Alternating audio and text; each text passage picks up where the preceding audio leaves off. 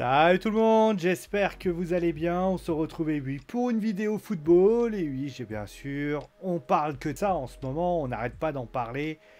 On va parler finalement non pas du fait que ma couverture est sur ma couette qui est sur mon oreiller, hein, bien évidemment, c'est pas le sujet de débat. Pas de catch non plus, hein, le catch c'est demain sur WWE Raw, vous aurez bien sûr le débriefing du show qui vous sera proposé. On parlera pas également de ma télécommande de clim, ma télécommande de ma télévision, on parlera pas également du baume du tigre que j'ai, ou des Ricola, hein, des Ricola que j'ai qui sont très très bons. On parlera bien évidemment eh bien, du possible, probable et sans la moindre hésitation du futur entraîneur du Paris Saint-Germain. Alors bien évidemment, avant de signer, il faut valider tout ça, c'est bien évidemment ça. Et donc la question que tout le monde se pose, est-ce que, et oui, Luis Enrique est-il l'entraîneur qu'il faut pour le PSG? Parce que oui, le PSG a... On va revenir bien sûr sur tout ce qui s'est passé, qui a, eh bien, tout simplement été les choix, pourquoi n'a-t-il pas été donné, et ainsi de suite. Et puis après, bien sûr, on reviendra également sur le palmarès. Est-ce une bonne pioche, une mauvaise pioche? Je vous dirai les bons côtés et les mauvais côtés. Et enfin, on terminera avec mon avis personnel qui sont proposés, pour ainsi dire. Bon, allez, on va passer maintenant déjà avec Luis Enrique. Alors, on va revenir déjà sur ce qui s'est passé dans le choix de l'entraîneur du Paris Saint-Germain. On va même revenir notamment sur ce qui s'est passé au tout départ. Au tout départ, souvenez-vous, on va revenir à ce qu'il y a un an. Une nouvelle direction décide d'arriver au Paris Saint-Germain et la direction est composée d'un homme qui arrive à ce moment-là.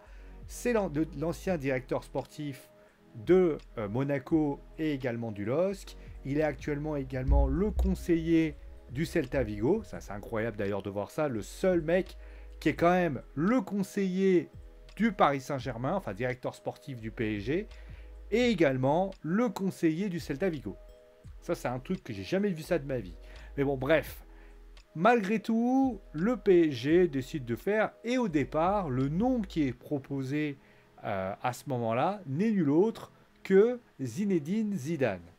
Le truc, c'est que Zidane, il a un objectif, c'est le poste de sélectionneur de l'équipe de France, sauf que Didier Deschamps réussit au final à faire un bon mondial. Il sauve, entre guillemets, sa place. Alors l'histoire dira bien évidemment qu'il y a eu également Noël Le Graët qui avait fait quelque chose, etc. Mais au final, il réussit à récupérer tout ça. Et au final, eh bien, Zidane ne vient pas au PSG. Et c'est finalement un homme qui connaît parfaitement Luis Campos. C'est Christophe Galtier qui arrive, l'ancien entraîneur de Saint-Etienne, de Nice, du LOSC, pour ainsi dire. Le début de saison se passe plutôt bien. Christophe Galtier, d'ailleurs, jusqu'à au moins la trêve, est invaincu avec le PSG. Et on se dit d'ailleurs que Christophe Galtier est peut-être l'homme qu'il faut pour ça. Sauf que le retour de la Coupe du Monde va mal se passer. Christophe Galtier va aligner des contre-performances. On se rappelle bien sûr, le jeu va s'effriter au fil du temps. L'effectif qui était supposé être, comme qui dirait intéressant, devient un effectif qui devient un problème. On a notamment des difficultés sur plein d'autres aspects. À la fin de la saison, le public d'ailleurs tourne le dos aux supporters, aux dirigeants parisiens, mais également à l'entraîneur parisien et à certains joueurs. On pense à Neymar, on pense à Messi et plein d'autres. Et donc là, le constat est donné. Certes, Christophe Galtier considère qu'il a encore sa légitimité pour arriver, mais au final, eh bien, cela, bien sûr, est faux, puisque Luis Campos, malgré le fait qu'il le soutient, n'arrivera pas à sauver sa tête. Il faut donc choisir un nouvel entraîneur pour le Paris Saint-Germain. Donc au niveau des choix des entraîneurs, on a eu pas mal de noms qui ont été proposés. Il y a eu notamment d'abord José Mourinho. Bon, José Mourinho qui a démenti par la suite, puisqu'il est maintenant, il restera l'entraîneur de l'AS Roma. On a eu ensuite un autre entraîneur qui a été proposé. Si je me souviens bien, je ne pourrais plus vous donner le nom en tête, mais il avait été choisi. C'est Julien Nagelsmann. Si je me... Non, c'est pas lui, c'était Luis Enrique, je crois. Luis Enrique, je crois. Alors, corrigez-moi si je me trompe, mais il y a eu également, tout simplement, donc on peut le dire, il y a eu Julien Nagelsmann qui a donc été choisi à un moment donné. Le contact a été mis en place, mais il s'avère que, les choses ne se sont pas faites comme il était prévu.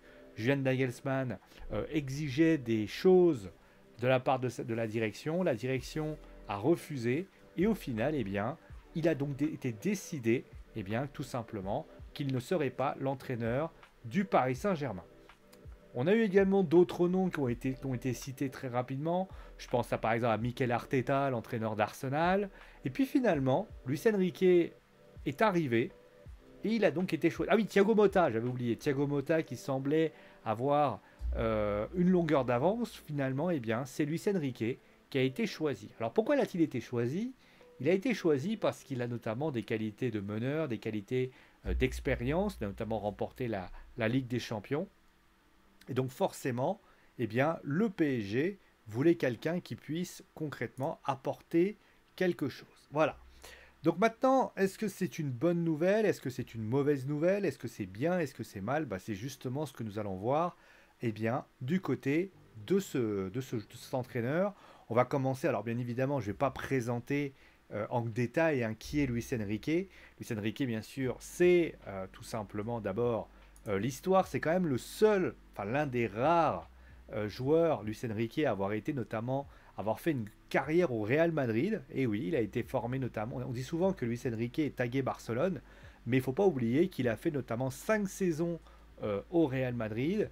Et puis par la suite, il a signé donc au FC Barcelone, où il a fait notamment l'essentiel de sa carrière jusqu'à la fin de sa carrière, puisqu'en 2004, il prend la décision voilà, de mettre fin à sa carrière, pour ainsi dire. On notera notamment dans son palmarès, tout simplement, on notera bien sûr une des vainqueurs de coupe en 1997, tout simplement un titre de champion d'Espagne avec le Real et 2 avec le FC Barcelone, une vainqueur de la Coupe d'Espagne avec le Real et le Barça, une Super Coupe d'Espagne 93 et 96 avec le Real et le Barça, et la Copa Iberia, alors je ne sais pas trop ce que c'est, il a également été médaillé d'or olympique en 1992.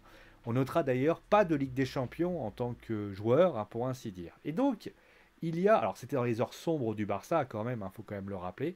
Et donc après, il devient donc l'entraîneur, donc il fait d'abord, alors pour ainsi dire, il a, tout d'abord, il est réserve, au niveau de la réserve du FC Barcelone, concrètement, où il fait notamment pas mal de bonnes choses. Il part notamment du côté de l'AS Roma en faisant 2 saisons, si je me souviens bien. Alors, je vais juste vous donner les noms. L'AS Roma, voilà. Où tout simplement, il est 7ème. Et il décide tout simplement de partir. Alors, il a notamment aussi, il faut le dire, une culture tactique, on y reviendra. Il part du côté du Celta Vigo, où il réalise plutôt une bonne saison, il fait un bon maintien.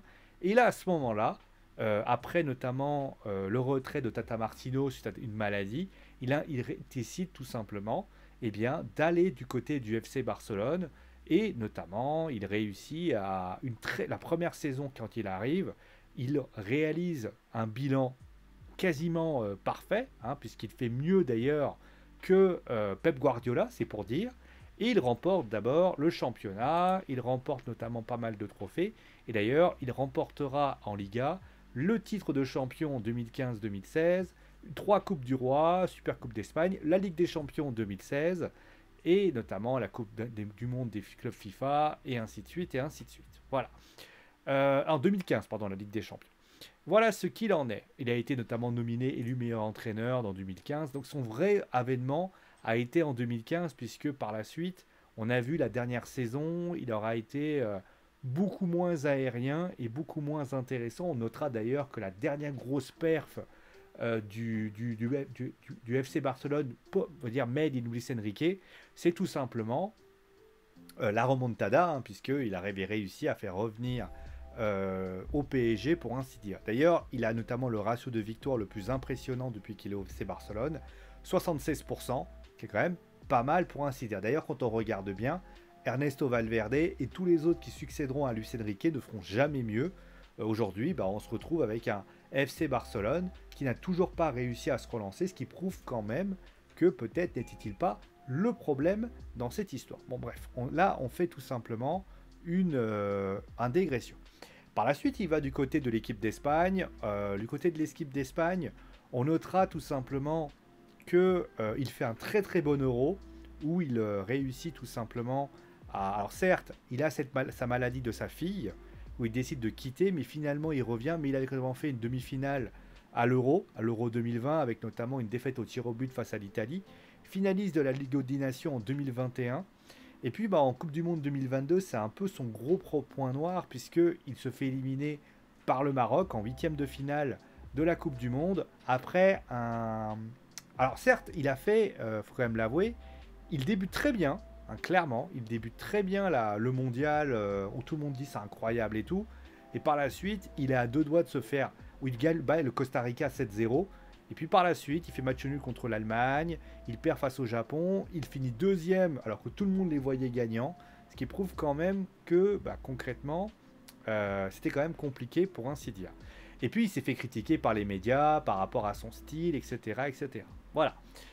Bon, maintenant que j'ai dit ça, bon, alors, au niveau des points forts et au niveau des points faibles, quels sont les points forts de Luis Enrique concrètement? Déjà, Luis Enrique, alors je vais prendre par rapport au Paris Saint-Germain, mais également à ce qu'est Luis Enrique. Alors, pour ce qui s'agit de Luis Enrique, déjà on peut constater une chose importante, c'est que Luis Enrique est un entraîneur qui est déjà a un palmarès avec quelque chose que le Paris Saint-Germain n'a pas, c'est la Ligue des Champions.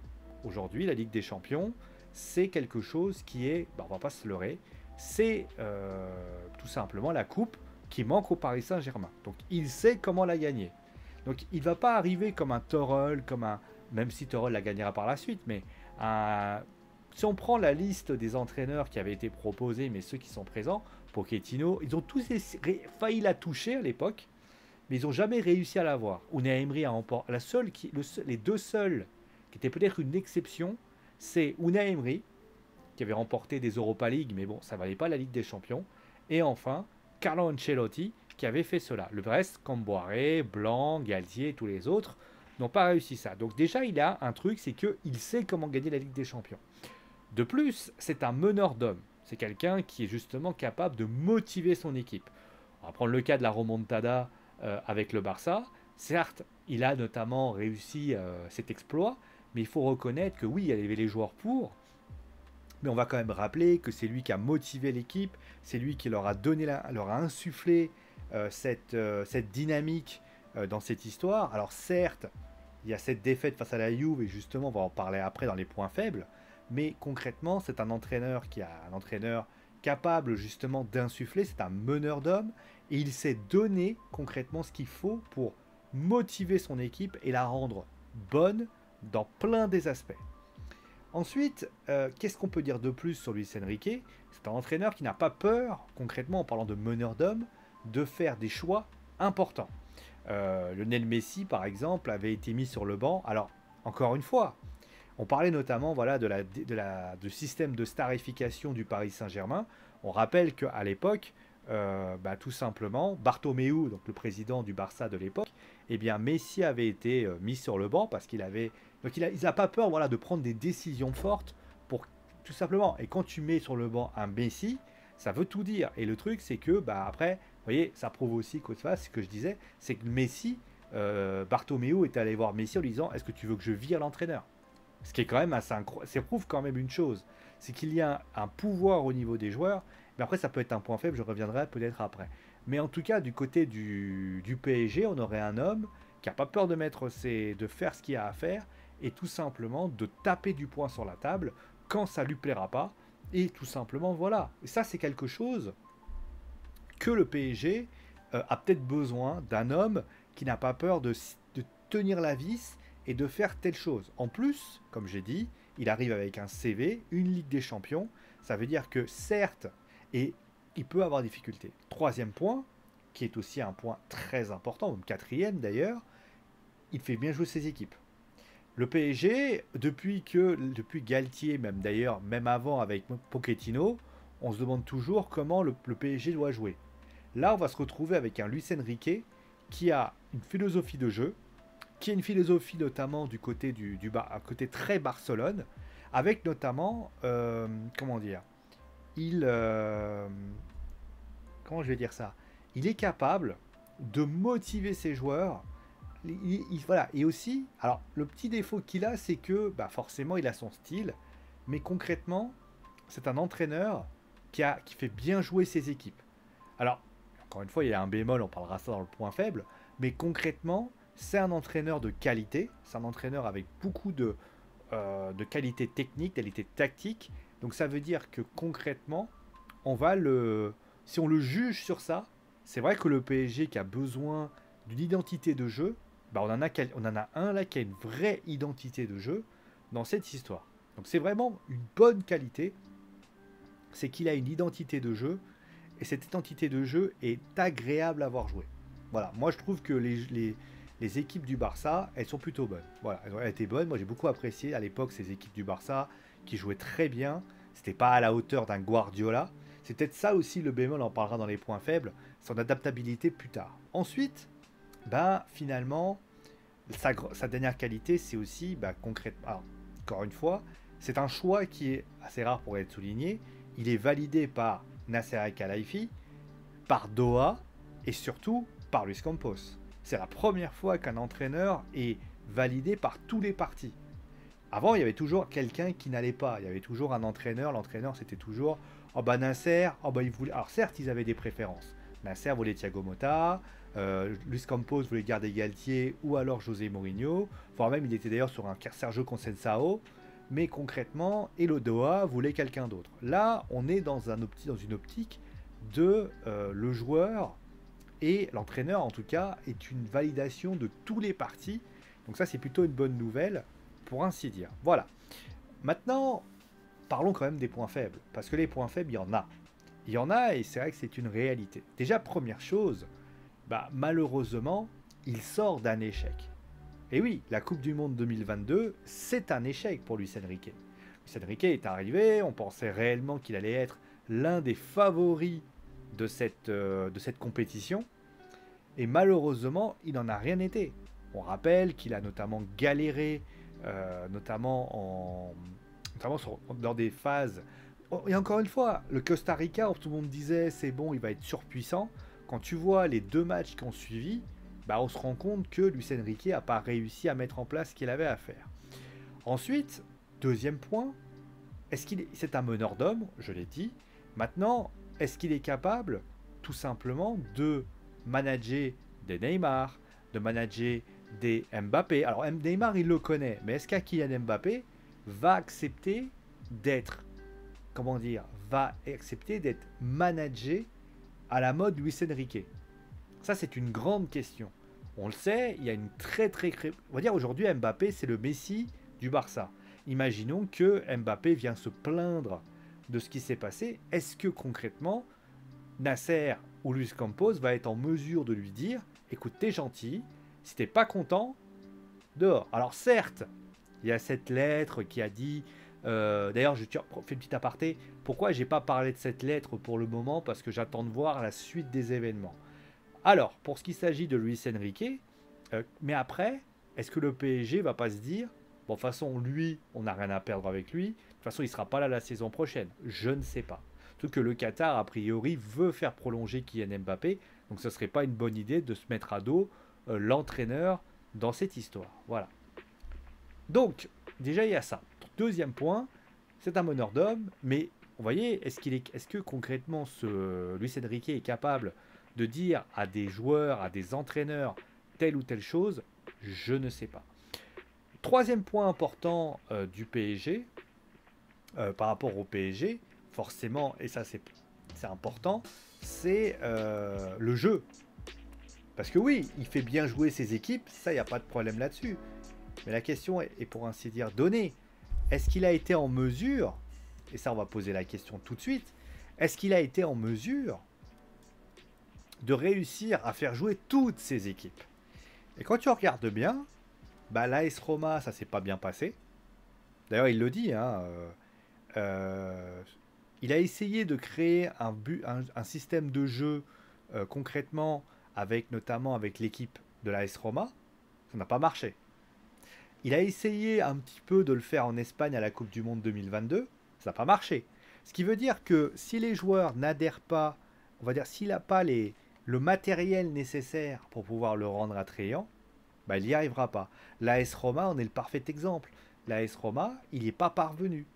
Donc ça veut dire que c'est pas quelqu'un qui arrive à s'adapter au système qui peut être proposé. Guardiola, par exemple, au fil des années, a su adapter son style, a su adapter sa façon de faire. Là, il va falloir que Luis Enrique arrive et réussisse à faire adhérer à des joueurs un style. Alors l'avantage qu'il a, c'est qu'étant donné que le style parisien, il n'y en a pas. Donc finalement, il va pouvoir en faire ce qu'il veut et pouvoir développer le style PSG en fait. Et ça peut être une idée. De plus, et ça c'est pas donné à tout le monde, c'est que faire si au final les joueurs n'adhèrent pas. Parce qu'on a vu des entraîneurs qui avaient une philosophie de jeu, qui avaient une culture tactique, qui avaient telle ou telle chose. Je pense par exemple à Unai Emery. Je pense notamment à Thomas Tuchel. Je pense par exemple à Mauricio Pochettino qui avait aussi une identité de jeu. À la fin, bah, ils n'ont pas réussi à mettre en place ce qu'ils avaient envie de proposer. C'était encore très brouillon. On disait souvent, Tuchel, on disait souvent que le style était donné. Et en plus de ça, que faire si jamais bah, il y a des contre-performances ou des choses comme ça. Parce qu'il fera sans doute, à mon avis, un contrat 2 plus 3, 2 plus 1, c'est-à-dire 2 saisons plus 1 en option. Concrètement, voilà, ça va être une grande interrogation, ça va être concrètement comment le style est donné. Surtout que, on l'a vu, le style de jeu basé sur la possession de balle, ça on va terminer là, on va continuer aussi dessus. C'est pas que c'est passé de mode, c'est que c'est un style qui, de mon point de vue, encore une fois, c'est mon avis, je trouve que il manque quelque chose. Parce que, vous voyez, le jeu de possession de balle que propose Luis Enrique, il marchait il y a 10-15 ans, quand le Barça était ce qu'il était. Aujourd'hui, alors certes, il a réussi à rénover le jeu du Barça, mais est-ce qu'il est capable de le faire et de le rendre plus attrayant? Prenez par exemple, si demain Manchester City arrive face au Paris Saint-Germain, est-ce que concrètement, Manchester City sera en mesure de pouvoir être en difficulté, enfin plutôt Paris est en mesure de mettre en difficulté Manchester City, qui a notamment un jeu beaucoup plus léché et beaucoup plus agréable. Et ça, c'est une réalité. En plus, il a dit qu'il voulait des garanties au niveau du mercato. Je rappelle pour information qu'il y a une multitude de joueurs qui sont présents au sein de l'effectif du PSG. Je pense à Paredes, je pense à Wijnaldum, je pense à plein de joueurs qui sont présents. Et la question que tout le monde se pose, c'est est-ce que ces joueurs peuvent s'imposer dans un système? Parce qu'il va y avoir beaucoup de monde. Là, Luis Campos va devoir encore une nouvelle fois trouver des miracles pour y donner. De plus, il faut parler aussi du mercato. Ugarte, alors je dis pas le nom du joueur, alors je ne vous prononcerai pas le nom du coréen pour manquer de respect, parce que sinon les fans de K-pop risquent de me tuer. Et par la suite, il y a aussi Marco Asensio. Alors oui, mais est-ce que ces trois joueurs sont Enrique compatibles? Est-ce qu'un Ugarte peut, de par son style, réussir à faire en sorte que ça marche? Ça, c'est une réalité. Que faire notamment des joueurs présents? Alors oui, un Verratti va être bien. J'ai pas de doute sur Verco Verratti, il va être intéressant. Mais est-ce qu'il est capable concrètement d'adhérer à ça? Est-ce qu'un joueur comme... bon, on parle pas beaucoup de Milan Skriniar, mais il va arriver également, lui aussi. Est-ce qu'un Skriniar peut être Enrique compatible? Est-ce qu'un Donnarumma qui est derrière, ou est-ce qu'un Mbappé, cela est-il possible?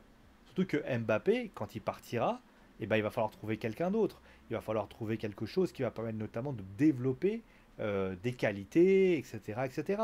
Ça aussi, il y a beaucoup de choses à dire. Et de plus, on va terminer avec ça, il a connu Neymar.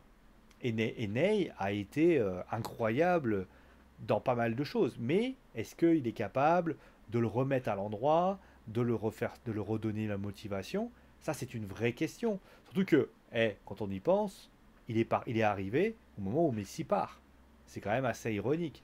Donc, il y a quand même pas mal de petites choses. Et donc, mon avis là-dessus, c'est quoi? Est-ce que Luis Enrique est une bonne pioche? Bah, écoutez, je suis... En fait, quand tu regardes le casting proposé, c'est-à-dire le casting proposé, et qu'est-ce que était comme choix pour le Paris Saint-Germain, bah, je suis un peu désolé de le dire, mais je trouve qu'il n'y avait pas grand-chose à se mettre sous la dent. Oui, Nagelsmann est une bonne idée. Nagelsmann, il reste sur un échec au Bayern de Munich. Tu peux bien évidemment parler de Thiago Motta. Mais Thiago Motta, on parle d'un entraîneur qui, au dernier nouvelle, vient de réussir une bonne saison avec Bologne. Donc ça reste encore un peu léger quand on essaye de mettre telle ou telle chose. Qu'est-ce que je peux vous citer? Oui, Sergio Conceição, c'est pas une mauvaise idée. Il a fait des belles choses face à Nantes et il est en train de faire des belles choses face à Porto. Avec Porto, oui, mais qu'est-ce qu'il est capable de faire ça? Je veux dire, Thiago Motta, il aurait pu être le le Galtier 2.0. Alors certes, il connaît bien ce club, il connaît bien comment il fonctionne, mais aujourd'hui, il n'a pas entraîné. Donc voilà, en tout cas, après, on dira toujours, quand tu veux être un grand entraîneur, il faut commencer par aller dans un grand club. Ça, c'est une réalité, et ça, je suis d'accord avec vous.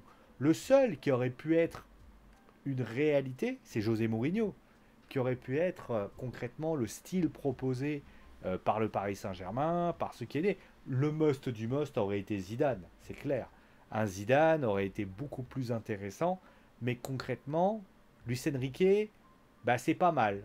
C'est intéressant et surtout, c'est pas mal. C'est intéressant, ça donne. En tout cas, moi, ça me donne envie. En tout cas, ça donne plus envie, notamment qu'un Galtier que j'ai toujours été trouvé un peu sceptique par rapport à ça. Quand il va arriver, alors certes, il y a les supporters parisiens qui vont nous tenir rigueur, notamment de ce qui s'est passé avec la remontada. Mais je rappelle notamment des propos qu'il avait dit. Mais en tout cas, ce qui est sûr, c'est que malgré le fait qu'il y a cette remontada, faudra aussi, voilà, il va arriver. Faudra après, c'est toujours pareil. Et ça, c'est mon dernier point. Est-ce que il aime le Paris? Est-ce qu'il sera survolté, motivé? Est-ce qu'il sera capable justement d'avoir une implication, une application de ce qui pourrait arriver? Ça va être la grande interrogation qui va être donnée. Et malheureusement, ça, je n'ai pas la réponse et encore moins la situation. Mais après, vous savez, je pense que Luis Enrique est peut-être le choix le moins pire de tous. Autrement dit, avec ce qui était proposé à la fin, je pense que si on avait décidé de jouer au PSG avec d'autres entraîneurs, les critiques auraient été peut-être plus dures et à la fin, je ne sais pas ce qui se serait passé. Donc au final, welcome Luis Enrique, encore une nouvelle fois, c'est pas officialisé, mais en tout cas, ce qui est sûr, c'est que le PSG eh bien, a sans doute son entraîneur. Je peux vous dire que c'était pas donné au vu de ce qui se passait. D'ailleurs, quand on pense que l'Olympique de Marseille est encore en train de chercher son propre entraîneur, et ça devrait être soit Marcelo, ça sera pas Marcelo Gallardo, donc ça serait soit Marcelino ou Paulo Fonseca. Alors, à mon avis, Paulo Fonseca, ça va être compliqué. Ça prouve quand même aussi que le marché est bloqué dans cette histoire. Voilà. Bon, allez, on va s'arrêter là pour aujourd'hui. On se retrouve bien sûr très très vite pour un nouvel épisode sur Wrestling Football. Allez, n'hésitez pas bien évidemment à liker, partager et bien évidemment à vous abonner avec plaisir. En tout cas, moi, je vous retrouve très vite pour un nouvel épisode. Portez-vous bien, amusez-vous bien et vous savez quoi, comme toujours, c'est mon animaux parce que je l'ai dit. Ciao les amis.